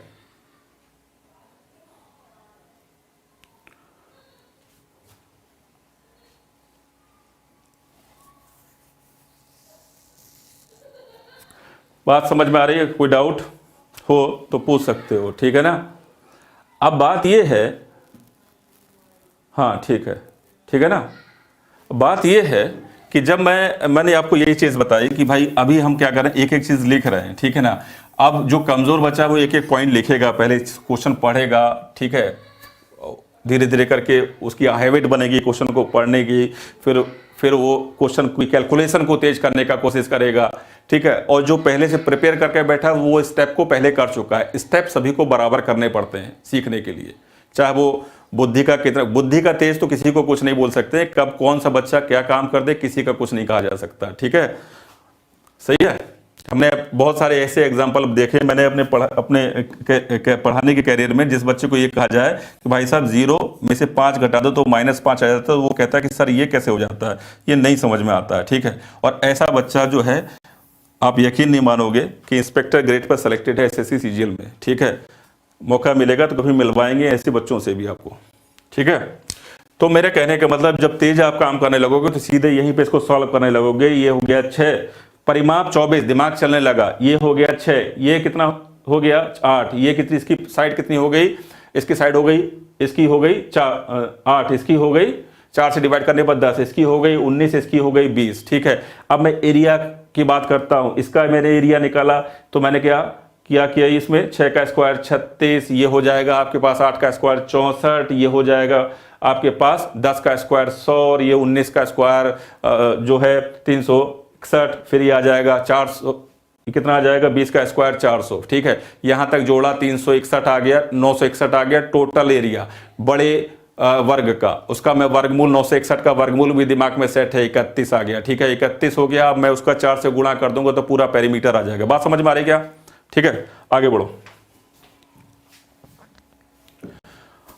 इस सवाल को करो जरा, इस सवाल का उत्तर बोलो क्या रहेगा। ठीक है, तो इस सवाल का उत्तर, the side of a square 1/2 x + 1 √3 - x / √2। ठीक है, और ये आपको दिया गया है, आपसे पूछा गया कि बताओ क्या क्या रहेगा, भुजा की लंबाई क्या रहेगी। इस सवाल का उत्तर बोलो, आंसर बोलो क्या रह सकता है, जल्दी से बोलना। ठीक है, बहुत आसान चीजें हैं, बस लिखने का तरीका। और यही होता है कि पेपर में क्वेश्चन थोड़ा सा एग्जामिनर जरूर ट्विस्ट करता है, और वो तभी कर पाओगे जब आपके कंसेप्ट क्लियर होंगे। चलो इस सवाल को करो जरा। यदि वर्ग की भुजा 1/2 x + 1 है और उसका विकर्ण इतना दिया गया, विकर्ण कितना दिया गया इसमें 3, विकर्ण दिया गया 3 - x / √2, 3 - x / √2, ये विकर्ण दिया गया है। साइड कितनी दी गई है, तो साइड दी गई है इसमें 1/2x+1, ये इसकी साइड दी गई है, ये इसका विकर्ण दिया गया है, ये डायगोनल है, ये साइड है। हम जानते हैं कि साइड में अगर मैं √2 का मल्टीप्लाई कर दूं तो ये डायगोनल के बराबर हो जाती है। आप बात को समझ पा रहे होगे, ठीक है ना। तो साइड में √2 का मल्टीप्लाई कर दूं तो विकर्ण के बराबर हो जाती है। जस्ट इसको सिंप्लीफाई करो, बस खत्म हो गया खेल इसका, ये इससे कैंसिल हो जाएगा √2 बार, ठीक है। 2 से, क्योंकि 2 को √2 गुणा √2 लिख सकता हूं, तो 1√2 से 1√2 कैंसिल हो जाएगा, √2 से √2 कैंसिल हो जाएगा, ये 3 - x की वैल्यू आ जाएगी, क्या आ जाएगी, x+1, ठीक है। अब x की वैल्यू क्या आ जाएगी, 2x बराबर क्या हो जाएगा, 2 हो जाएगा, ठीक है। ये कैंसिल करो, x की वैल्यू क्या आ गई, 1। मेरी बात समझे, बात समझे क्या अच्छी तरह से, चलो ठीक है। I hope it is clear. चलो कोई बड़ी चीज नहीं थी, आगे बढ़ते हैं, आगे वाले सवाल पे आ जाओ, ठीक है। इस सवाल को देखो जरा, इस सवाल को देखो और जल्दी से इसका आंसर बोलो। किसी वर्ग की भुजा को 25% बढ़ाया जाता है, क्षेत्रफल में प्रतिशत वृद्धि ज्ञात करें। देखो ये सवाल परसेंटेज का है। परसेंटेज में आप लोग जानते हो कि दो, अगर मैं इक्वल 2 सक्सेसिव इंक्रीज करता हूं तो उसके इक्वलेंट इंक्रीज कितना आता है, ठीक है। सक्सेसिव इंक्रीज का मतलब होता है बढ़त के ऊपर बढ़त, ठीक है। तो वर्ग का क्षेत्रफल कैसे निकलता है, वर्ग का क्षेत्रफल निकलता है a गुणा a से, वर्ग का क्षेत्रफल square, area of square side into side से निकलता है। अब इस a को भी 25% इंक्रीज किया गया और दूसरे a को भी 25%, क्योंकि भुजाओं में 25% इंक्रीज का मतलब दोनों साइड 25% इंक्रीज हो गई, तो क्षेत्रफल में प्रतिशत वृद्धि ज्ञात करें। ये परसेंटेज में सक्सेसिव इंक्रीज आप जानते होंगे, और कॉम्पिटिटिव एग्जामिनेशन के जो बच्चा तैयारी करता है वो सबसे पहले इस ट्रिक को जानता है कि 2 लगातार वृद्धि हो तो हम लोग कैसे निकालते हैं, x + y + xy/100, इससे टोटल इंक्रीज हम निकाल लेते हैं। पहली वृद्धि 25 है, क्योंकि वर्ग है, 2 भुजाएं हैं, दोनों में 25-25 की वृद्धि है। 25 × 25/100 ऐसा जानते हैं हम सभी लोग। डिवाइड लगाएंगे, ये कैंसिल होगा कितनी बार, 4 बार। डिवाइड लगाएंगे, ये 50 हो गया और ये हो गया 6.25। जोड़ेंगे तो कितना हो जाएगा, 56.25%, ठीक है। ये इसका आंसर हो गया, ठीक है, सही है ना, 56.25%, ठीक है। इसमें कोई दिक्कत नहीं, ठीक है। 2 वेरिएबल्स का सक्सेसिव इंक्रीज का ये होता है। अगर आप इसको ऐसे नहीं देखना चाहते तो 25% की फ्रैक्शन वैल्यू आप जानते हो 1/4 होती है। अगर पहले साइड 4 थी तो अब 5 हो गई, पहले साइड 4 थी तो अब 5 हो गई, पहले साइड अगर 4 थी तो अब 5 हो गई, ठीक है। अगर मैं इसका मल्टीप्लाई करूं तो ऊपर 25 आ जाएगा, नीचे 16 आ जाएगा। कितना बढ़ गया, 9 बढ़ गया। कितने पर बढ़ गया, 16 पर बढ़ गया। गुणा कर देंगे 100 का, 4 से काट दीजिए 4 बार, 4 से काट दीजिए 25 बार, 225, 225/4 किया आ जाएगा 56.25%, ठीक है ना। ये फ्रैक्शन से निकाल लिया, जो आप जिस तरह से देखना चाहो देख लो, ठीक है। आगे बढ़ो। इस सवाल में भी ऐसे ही कुछ है, इसका भी जल्दी से आंसर बोलो, और आप लोग बोलो आंसर तो ज़्यादा अच्छा है। बोला गया किसी वर्ग की लंबाई तथा चौड़ाई 30% और 20%, लंबाई को भी 30% बढ़ाया गया, चौड़ाई को भी 30% बढ़ाया गया। ये क्या करना चाह रहा है, एक वर्ग को अलग अलग बढ़ा रहा है ये, ठीक है। इस सवाल में क्या बोलना चाह रहा है, एक स्क्वायर है, एक वर्ग है, ठीक है, एक वर्ग है, वर्ग बेचारा सीधा साधा था, उसकी चारों साइड बराबर होती हैं। बोला कि लंबाई को 30% बढ़ा दिया, इसको जितना भी था उसका 30% आगे बढ़ा दिया, लेकिन चौड़ाई को इसने केवल 20% बढ़ाया। तो जब लंबाई को इसने ज्यादा बढ़ा दिया, चौड़ाई को इसने कम बढ़ाया, तो निश्चित तौर पर लंबाई और चौड़ाई में इसने गैप ला दिया। लंबाई ज्यादा हो गई, चौड़ाई कम हो गई, इसका मतलब ये बन गया आयत। ये क्या बन गया, एक आयत, एक रेक्टेंगल। आई होप बात समझ पा रहे होगे अच्छी तरह से, ठीक है। अब ये पूछ रहा है कि अब वर्ग और आयत में कितने परसेंट, देखो ये कहने का ये समझा तो दिया मैंने, वर्ग से आयत बन गया, लेकिन ये फिर सवाल वही है कि भाई 30% और 20%। आप इन सवालों को उसी तरीके से करो, सक्सेसिव इंक्रीज वाले तरीके से, ठीक है, सक्सेसिव इंक्रीज वाले तरीके से। मेरा कहने का मतलब जो मैंने समझाया उससे मैं ये बताना चाह रहा हूं कि आपने वर्ग से एक रेक्टेंगल बनाया है, ठीक है, और सवाल का उत्तर निकालना है, आंसर निकालना है, तो पहला 30 है, दूसरा 20 है, प्लस 30 × 20/100। ये ट्रिक तो बहुत पुरानी ट्रिक है ना। 2 सक्सेसिव इंक्रीज के इक्वलेंट इंक्रीज निकालना हो तो बचपन से पढ़ते आए हो, कॉम्पिटिटिव एग्जामिनेशन में सबसे पहले इस ट्रिक को पढ़ते हैं, ठीक है ना। चलो आगे बढ़ो। 15 नंबर सवाल देखो, ये सवाल करो, 15 नंबर क्वेश्चन। थोड़ा थोड़ा सा अब स्क्वायर बढ़ता हुआ, स्क्वायर में अब धीरे धीरे करके गर्मी थोड़ी सी आ रही है। इसका सवाल को करो, बताइए इस सवाल का आंसर क्या रहेगा, करना का तरीका क्या है। छायांकित भाग का क्षेत्रफल। अब स्क्वायर के अंदर इस तरह के पिक्चर पे आप बहुत बड़े सवाल देखते हो, ठीक है, और करने का तरीका क्या है, मैं एक सवाल को यहाँ पे समझा देता हूँ इसको, फिर मैं इसका थोड़ा सा एक्सटेंडेड फॉर्म किसी दिन बताऊंगा, तो इसमें बहुत सारी बातें होंगी। ये फूल पत्ती वाले जो सवाल होते हैं ये बड़े परेशान करते हैं, लेकिन इनका सॉल्यूशन बहुत ईजी होता है। मैं समझाऊंगा किसी दिन, पूरा इस पर लेक्चर लेके आऊंगा। आपको पहले इस सवाल को देखो लो जरा। एक बोला गया है, एक वर्ग है, वर्ग में ये छायांकित भाग है, आपको दिख रहा है। आपसे बोला गया कि प्रत्येक भुजा 10 सेंटीमीटर है, इसकी हर साइड को बोल दिया गया 10-10 सेंटीमीटर है। ये 10 है, ये 10 है और ये भी 10 है, ठीक है। स्क्वायर है तो सारी साइड्स बराबर होंगी। छायांकित भाग का क्षेत्रफल, ये जो एरिया है ना बीच में, ये वाला जो पार्ट है, ये आपको कैलकुलेट करना है, ठीक है ना, इसका क्षेत्रफल निकालना है। अब जो मैं आपको दिखाने जा रहा हूं उसको जरा ध्यान से समझो, एक बार में दिमाग में बात बैठ जाएगी। क्या है उसको समझो, ध्यान से सुनो मैं जो बोल रहा हूं।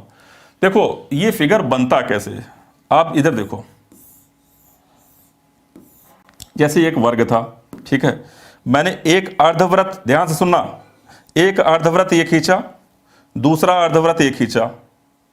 अब ये बड़ा छोटा हो जाए तो इसमें मुझे दोष मत देना, ये कोई दिक्कत नहीं, ठीक ना, ऐसा हो जाता है, ड्राइंग नहीं कर रहे हैं हम लोग।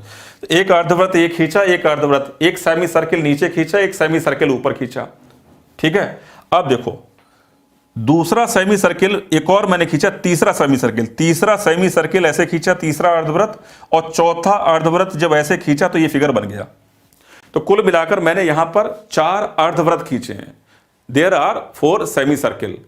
4 सेमी सर्किल यानी 4 अर्धवृत्त का मतलब हो गया 2 पूर्ण वृत्त, ठीक है, 2 पूर्ण वृत्त। अब ध्यान से सुनो, 2 कंप्लीट सर्किल। अब ध्यान से सुनो, अगर मुझे ये छायांकित भाग का क्षेत्रफल निकालना है तो मैं कैसे, क्या ट्रिक यहां पे लगाएंगे हम लोग, उसको समझो। अगर मैं इस पहले वृत्त को लेता हूं, देखो पहला एक कंप्लीट सर्किल लेते हैं, इस वाले एरिया को अगर मैं निकाल दूं तो मैं देखूंगा ये पूरा गायब हो जाएगा ऊपर से। इसको निकाल दूं तो भी गायब हो जाएगा। जो मैं यहां पर दिखाना चाह रहा हूं, ये वाला मैंने ऊपर काट के जब निकाल दिया तो ये ऊपर की दोनों पत्तियां गायब हो गई, और नीचे वाला काट के निकाल दिया फिर दोनों पत्तियां गायब हो गई, ठीक है। और इन केस अब मेरे पास ये एरिया और ये एरिया बचा हुआ है। अगर मैं ये वाला सर्किल देखता हूं, इसको काट के निकाल दूं और इसको काट के निकाल दूं तो फिर ये दोनों पत्तियां गायब हो गई। तो ये दोनों पत्तियां अर्धवृत्त, एक वृत्त में निकालना तो एक ऊपर से अर्धवृत्त और नीचे से अर्धवृत्त निकालना तो एक पूर्ण वृत्त जब निकालना तो दोनों पत्तियां गायब हो जाती हैं। जब मैं इधर से एक अर्धवृत्त और इधर से अर्धवृत्त निकालता हूं तो भी दोनों पत्तियां गायब हो जाती हैं। इसका मतलब ये है, इसका हम एक आसान सी ट्रिक यहां पर यह बना लेते हैं कि मुझे जब इस शेडेड रीजन का एरिया निकालना होता है तो मैं क्या करूंगा, 2 कंप्लीट सर्किल है मेरे पास, 2 कंप्लीट सर्किल हैं। एक का एरिया होता है पाई आर स्क्वायर, ठीक है। पाई का मतलब यहां दिया गया 3.14। आर की जो वैल्यू है कितनी है, पूरा 10 यहां पर डायमीटर है तो 5 इसकी त्रिज्या हो जाएगी। 2 कंप्लीट सर्किल की ये टोटल एरिया हो गया, ठीक है। और इसमें से अगर मैं वर्ग के एरिया को घटा दूं तो मेरे पास ये जो है ये शेडेड रीजन का एरिया आ जाएगा। अगर आप ये बात समझ गए तो आप एक लाइन में सवाल का जवाब दोगे, ठीक है। ये बात समझ गए तो इस सवाल का जवाब आप 1 मिनट, एक सेकंड में आंसर दोगे कि ऐसा हो जाता है, ठीक है। नहीं तो इस सवाल को करने के बहुत तरीके हैं, लेकिन ऐसा करोगे तो ये इजीली समझ में आ गई बात। जब मैं ऊपर वाला अर्धवृत्त खींचता हूं, नीचे वाला अर्धवृत्त खींचता हूं, दोनों पत्तियां गायब। जब इधर से अर्धवृत्त खींचता हूं, इधर से अर्धवृत्त खींचता हूं, फिर भी दोनों पत्तियां गायब, ठीक है। तो चारों जब अर्धवृत्त मतलब 2 जब मैंने कंप्लीट सर्किल निकाले, ठीक है, तो मैंने कुछ दोनों पत्तियों का एरिया एक बार एक्स्ट्रा निकाल लिया, एक्सिस में निकाल लिया, इसलिए उसका जो एरिया है वो स्क्वायर के एरिया से ज्यादा आ गया। भाई इसको जब कैलकुलेट करोगे तो इसका देखना कैलकुलेट करके ये कुछ ऐसा बनेगा, 157 वगैरह बनेगा, ठीक है ना। स्क्वायर के एरिया से ज्यादा आ गया, डेफिनेटली आ ही जाएगा क्योंकि हम पत्तियों का एक बार हमने एक्स्ट्रा एरिया इसमें इंक्लूड कर दिया।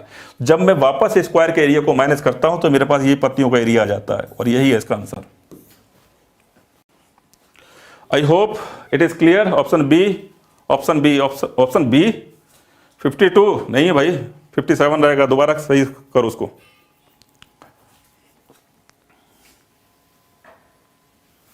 ठीक है,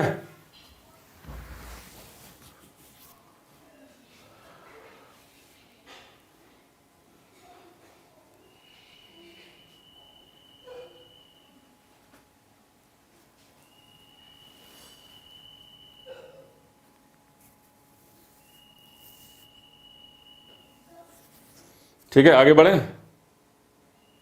चलो, और भी तरीके हैं इसमें निकालने के, मैं और कभी पढ़ाऊंगा तो मैं समझाऊंगा। अगर मैं कहूँगा मैं, अच्छा एक चीज़ बताओ, जब ये समझ लिया हो, डाउट हो तो पूछ लेना, नहीं तो मैं आगे बढ़ता हूँ। मैं ये जानना चाहता हूँ कि जैसे मैंने बाहर एक वृत्त खींच दिया, आपको मैं बताऊँ कि ये वाला जो एरिया है वो एक पत्ती के एरिया के बराबर होगा क्या? जरा करके देखना निकलता है क्या। अपने आप थोड़ा सा दिमाग लगाना, फिर किसी दिन बताएंगे सारी कहानी। इस सवाल को करो, सवाल को करो।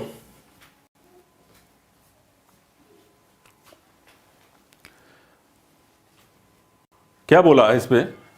In the given figure ABCD is a square. ABCD एक वर्ग है, ABCD एक वर्ग आपको दिखाई दे रहा है। ये सवाल कहीं ना कहीं किसी एग्जामिनेशन में आए हुए हैं, ठीक है ना। ये सवाल जैसे ये वाला सवाल है 2017 के मेंस एग्जामिनेशन में आया हुआ था, ठीक है। तो मेंस से ऐसी कुछ बात नहीं है, आप ध्यान से समझो, खत्म है सवाल, कुछ नहीं उसमें। दी गई आकृति ABCD एक वर्ग है जिसमें एक भुजा 4 सेंटीमीटर है। भुजा AD पर P एक बिंदु है, AD पर P एक बिंदु है। ये से AD एक यहाँ पर देख रहे हो, P एक पॉइंट बोल दिया गया। फिर आपसे बोल दिया गया कि BP और CP का न्यूनतम मान क्या होगा। एक चीज मैं आपको यहाँ पे समझाऊं, थोड़ा सा ध्यान से समझना। BP और CP का न्यूनतम मान क्या होगा, इसका मतलब ये पता क्या कहना चाह रहा है। ये कहना चाह रहा है कि एक वर्ग है और इसमें आप यहां पर कोई बिंदु, इस पर कहीं पे भी कोई बिंदु बोला गया, P एक बिंदु है। अभी एक बिंदु कहीं पर भी हो सकता है, ये तो फिगर उसने बना के दे दिया, अलग बात है, ऐसे भी बोल सकता था वो, ठीक है ना। ABCD में एक बिंदु है और बोला गया कि P यहां पर, मतलब यहां पे होगा, यहां होगा, यहां होगा, यहां होगा, कहीं पे एक बिंदु है। और यहां बिंदु की पोजीशन ये आपको रखनी चाहिए कि BP और CP की वैल्यू जो है, BP और CP का जो मान है वो न्यूनतम बने। कहने का मतलब इसको जब इसको जोड़ा जाए तो ये मिनिमम वैल्यू आ जाए, ठीक है। अब मैं एक चीज बताता हूं आपको, उसको समझना। मान लीजिए कि इस बिंदु को, इस पॉइंट को अगर मैं कहीं पे रख देता हूं, यहां रख देता हूं, तो यहां पर इसकी मैक्सिमम वैल्यू निकलेगी BP और CP की। मान लीजिए P पॉइंट इधर है, अगर आप इसको मिलाते हो तो आप देखोगे ये सबसे बड़ी लेंथ होती है, ठीक है। अब सबसे बड़ी लेंथ हो गई, ठीक है, और इसके साथ ये हो गई, मतलब अगर ये 4 है तो ये 4√2 हो जाएगी, और 4√2 और 4 यहां पर सबसे मैक्सिमम मान इन दोनों का निकलेगा, ठीक है। अब यही तो बात है, इसको जोड़ को न्यूनतम करना है। न्यूनतम करने के लिए आप क्या करोगे, इस बिंदु को आगे ऊपर की ओर खिसकाओगे। खिसकाते खिसकाते जब आप मिड पॉइंट पे लाओगे तब इनकी जो लेंथ है वो मिनिमम हो जाएगी, क्योंकि 4√2 से ये कम हो जाएगी, ठीक है। तो आपकी सही पोजीशन इसकी ये बनेगी कि आप इसको मिड पॉइंट पे लेके आओगे। अगर ये मिड पॉइंट होगा और उसी कंडीशन में BP और CP की मान जो है वो न्यूनतम निकलेगा, ये बात समझने की थी यहां पर। तो ये जो P है यहां पर मिड पॉइंट इसको लेना पड़ेगा, AD का मिड पॉइंट पर मुझे लेना पड़ेगा, तभी ये BP और CP का मान न्यूनतम निकलेगा। ये बात समझना है आपको, ठीक है ना। अब ये मिड पॉइंट हो गया तो बात खत्म हो गई, ये सवाल सॉल्व हो गया। मुझे इसकी वैल्यू तो निकालनी थी BP और CP का क्या होगा, तो मैं ये जानता हूं ये कितना है टोटल, ये कितना है, 4 दिया गया था ना, हाँ 4, ये 4 है, और ये मिड पॉइंट है तो ये 2 हो गया, ये 4 है, ये 2 हो गया, तो इसमें पाइथागोरस लगाएंगे, √4 का स्क्वायर 16, √2 का और 2 का स्क्वायर 4, 16 और 4 20 ये हो गया। तो निश्चित तौर पर ये भी उतना ही निकलेगा, क्योंकि इस कंडीशन में ये भी 4 होगा, ये 2 वर्ग है, सभी भुजाएं बराबर होती है, ये मिड पॉइंट है तो पूरी 4 है, तो 2 इधर गया 2 इधर गया, तो ये भी ये इतना ही निकलेगा √20। तो ये √20 को जोड़ेंगे 2√20 इसका आंसर हो जाएगा। थोड़ा सा और सिंप्लीफाइड फॉर्म यहाँ पे दी गई है, आप इसमें से इसको ऐसा लिख सकते हैं,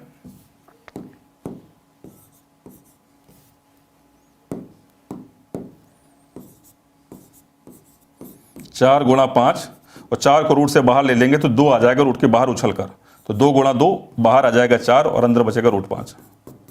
सही है ना, सही है। I hope it is clear to all of you. चलो आगे बढ़े, 17 नंबर सवाल, इस सवाल को करो। बेहतरीन सवाल, बहुत ही बेहतरीन सवाल है, कर दो तो मजा आ जाएगा, ठीक है। चलिए, in the given figure PQRS is a square of side 8 centimetre, PQO 60 degree, इसमें वैल्यू दी गई है PQO की वैल्यू। पी क्यू ओ ये 60 डिग्री दिया गया, ठीक है। आपसे बोला गया triangle O P P O Q की वैल्यू क्या होगी। देखो बहुत आसान चीज़ है, देखो जरा ध्यान से। हम जानते हैं कि वर्ग में पूरा 90 डिग्री का बनता है, ये 60 हो गया तो ये 30 होगा, ठीक है। मैं इन दो त्रिभुज जो मुझे दिख रहे हैं उसका एरिया का कंपैरिजन करता हूं। Area of triangle P Q O upon area of triangle R O Q, ठीक है। कैसे करेंगे? साइड इसमें पता नहीं, साइड, हाँ साइड दी गई 8, साइड दी गई 8, ये 8 रहेगी और ये भी 8 है, साइड 8 दी गई है, ठीक है ना। ये 60 है 30। अब देखो जरा कैसे एरिया का कंपैरिजन होगा। दो त्रिभुज नजर आ रहे हैं, बहुत बेहतरीन सवाल है ये। यहां पर अगर आप देखो ये डायगोनल है, डायगोनल के उधर एरिया आधा होगा, ठीक है ना। अब यहां पर अगर मैं आपको बताऊं, आप इस त्रिभुज को देखो जहां पे मेरा पेन चल रहा है, ये वाला ट्राइंगल, ये पी ओ क्यू, इसको देखो जरा। आप जानते हो कि एरिया, कल भी मैंने बताया था जब एरिया ऑफ ट्राइंगल पढ़ाया था मैंने, 1/2 पहली साइड ए है, दूसरी साइड पी क्यू है, क्यू ओ है ना, क्यू ओ है, क्यू ओ है। और इधर लिख देते हैं थोड़ा सा, पहली साइड 8 है, दूसरी साइड क्यू ओ है, ठीक है ना। तो इस तरह से इसका एरिया आ जाएगा, इनटू है साइन 60, दो साइड दी गई और बीच का एंगल दिया गया है, तो 1/2 ए बी साइन थीटा से एरिया ऑफ ट्राइंगल आता है। हमने एरिया ऑफ ट्राइंगल कल भी पढ़ा था। अपॉन जब मैं दूसरे ट्राइंगल के एरिया की बात करता हूं तो यहां पर यह आएगा 1/2 8 इनटू क्यू ओ या ओ क्यू, एक ही बात है, ठीक है ना। इनटू यहां आएगा साइन 30। इससे सभी लोग एग्री करते हो क्या? इससे एग्री करते हो तो ये कैंसिल हो गया, ठीक है। और यहां पर जो एरिया रेशियो आया इसका, वो साइन 60 और साइन 30 की वैल्यू जो भी आएगी कटपीट के, वही इन दोनों त्रिभुजों का क्षेत्रफल अनुपात आ जाएगा। तो साइन 60 की वैल्यू होती है √3/2 और इसकी वैल्यू होती है 1/2। 2 से 2 कैंसिल हो जाएगा, √3/1 आ जाएगा। इसका मतलब समझे क्या हुआ? इसका मतलब ये समझे कि ये जो डायगोनल है इसने क्या काम किया, इस विकर्ण ने इस पूरे वर्ग का क्षेत्रफल को, आधा क्षेत्रफल इधर रखा और आधा इधर रखा। उस आधे में भी ये जो है 60 डिग्री वाला जो एंगल है वो कितना ले जाएगा? √3 भाग ले जाएगा। और ये वाला जो एंगल जिसमें बन रहा है, ये वाला जो ट्राइंगल है वो पूरे इस वाले ट्राइंगल का 1 भाग ले जाएगा। इसका मतलब मुझे समझ में आ गया कि ये जो है एरिया, इसका √3 हो जाएगा और इसका एरिया 1 हो जाएगा। यानी ये ratio between these two triangle आ गया। अगर आप ये बात समझ गए तो खेल खत्म, और आगे से सवाल में ये भी नहीं करोगे, ठीक है। तो अब मुझे पता है कि पहले मैं देखूंगा इसकी भुजा कितनी दी गई है, 8। देखो आंसर यहां निकालना है, 8 भुजा दी गई है, 8 साइड दी गई पूरे स्क्वायर की। पूरे स्क्वायर का जो एरिया हो जाएगा 8 का स्क्वायर अर्थात 64 हो जाएगा। ये पूरे स्क्वायर का एरिया आ गया, पूरे स्क्वायर का एरिया आ गया। अब मुझे ये जो एरिया चाहिए, ठीक है, इस 64 का सबसे पहले तो मैं आधा करूंगा, तो मैं इस तरफ वाले हिस्से में पहुंच जाऊंगा पी क्यू आर में। 64 का आधा करने पर 32 आ गया। अब मुझे चाहिए पी क्यू ओ का एरिया। पी ओ क्यू का एरिया √3 भाग है कितने में से? √3 भाग है कितने में से? टोटल कितना है? √3 + 1। और ये इसका जवाब है। सही है? अगर ये बात समझ में आ गई तो कहानी खत्म। थोड़ा सा सिंप्लीफाइड फॉर्म यहां पे लिखा है, उससे दिक्कत नहीं है, ठीक है। थोड़ा सा इसमें √3, इसमें थोड़ा सा और सिंप्लीफाइड फॉर्म लिखा हुआ है उत्तर में। इसमें जब हम जानते हैं कि √3 + 1 है, √3 - 1 का ऊपर मल्टीप्लाई, √3 - 1 का नीचे मल्टीप्लाई कर देते हैं। जब ऐसा कर देते हैं तो a - b a + b नीचे बन जाएगा, a² - b²। √3 का स्क्वायर 3, 1 का स्क्वायर 1, यानी 3 में से 1 गया 2, ठीक है। 2 से 32 कट जाएगा 16 बार, और ऊपर कहानी कुछ ऐसी रह जाएगी, 16 √3 और ब्रैकेट में रह जाएगा √3 - 1। √3 का फिर अंदर मल्टीप्लाई करा दो तो 16 आ जाएगा, √3 × √3 3 हो जाएगा, और -1 √3। इस तरह का आंसर आपको कहीं गिवन है इसमें, ये रहा, ठीक है ना। सही है। अब देखो ये पूरी मैंने आपके सामने पूरी इसकी कहानी रख दी। ये ऐसे ऐसे होता है। अगर आपके सामने आगे से ये सवाल आए तो कितना आसान हो गया ये सवाल, ठीक है। कैसे करना है इसको नोट कर लो, कोई डाउट हो तो पूछ लो मुझसे, ठीक है। नहीं तो मैं आगे बढ़ूं और एक मिनट की बात आपको समझाता हूं, ठीक है। ये पूरी कहानी आपको समझ में आ गई तो आगे से कभी ये सवाल आए, ठीक है, कभी भी ये सवाल आए हमको क्या करना है उस पर मैं फोकस कराता हूं। ये सारी बातें यहां से वीडियो को पॉज करके नोट कर लेना बाद में, ठीक है। मुझे ये बोला गया कि भाई साहब मुझे ये पता है कि ये जो डायगोनल है, ये विकर्ण है, इसका आधा एरिया उधर चला गया, आधा इधर चला गया। मुझे ये एरिया निकालने के लिए बोला गया। मुझे मालूम है कि पूरे का एरिया 64 था, क्योंकि 8 साइड है तो 64 64 टोटल एरिया होगा। तो इसका मतलब 32 इधर गया और 32 इन दोनों के पास आ गया। अब 32 में से ये भाग कितना रहेगा और ये भाग कितना रहेगा, क्योंकि मुझे तो केवल इस भाग का एरिया चाहिए था। तो मैंने देखा कि यहां पर एंगल 60 बन रहा है, यहां पर बन रहा है 30। मैं जानता हूं जो 60 और 30 का साइन जो होता है, साइन 60 की वैल्यू होती है, क्या होती है, √3/2, √3/2, और साइन 30 की वैल्यू क्या होती है, 1/2। 2 से 2 कैंसिल हो गया। मुझे ये समझ में आ गया इन दोनों में ट्राइंगल में जो एरिया रेशियो बनेगा √3/1 का बनेगा। यानी 32 का √3 पार्ट इधर है और 32 का 1 भाग इधर है। बस इसी से कहानी बना लेनी है, ठीक है। चलो आगे से कुछ भी ऐसा बने, डेटा चेंज होगा, आप लोग समझ जाना। 18 नंबर सवाल, इस सवाल को करो।